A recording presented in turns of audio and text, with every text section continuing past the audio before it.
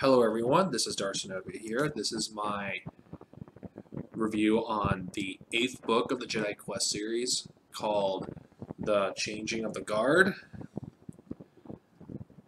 This is the second longest book in the series, though considering it's a children's novel, you can go through these really quickly depending how fast you can read. If you could read really quickly, you could go through this in an hour, if not less.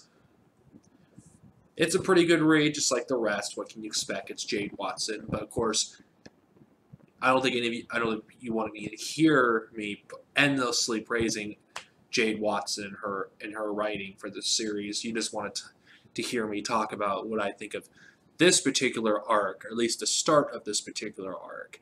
Well, this book takes place 6 months after the previous one. Anakin is 17, so now we're about 2 years before the events of Episode 2. And the plot of this book is Anakin and Obi-Wan for 6 months have been trying to track down Zella Obor to put her back in prison, and they've been unable to find her.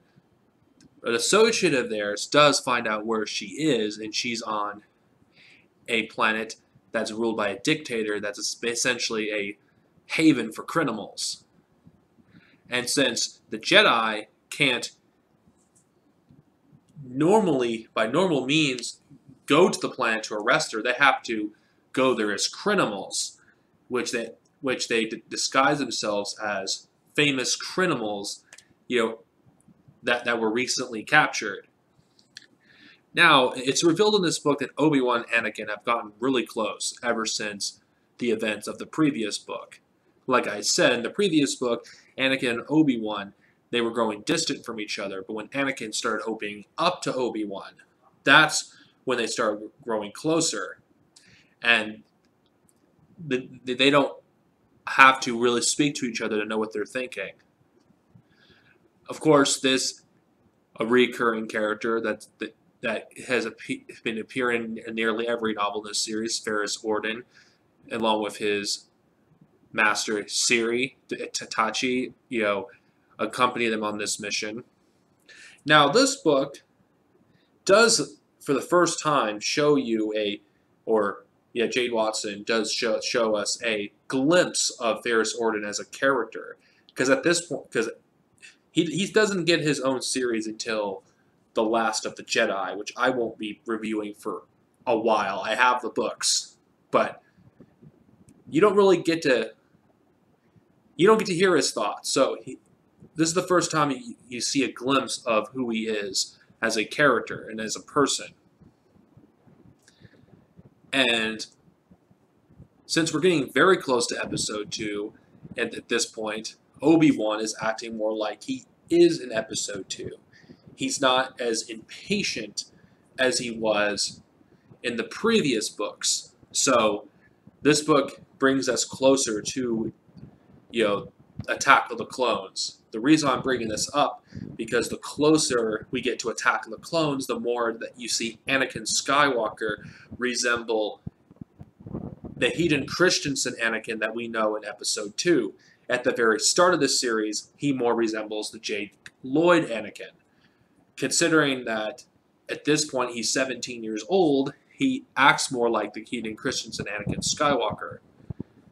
The reason why I'm constantly bringing this up, because this book keeps foreshadowing Anakin's eventual fall to the dark side.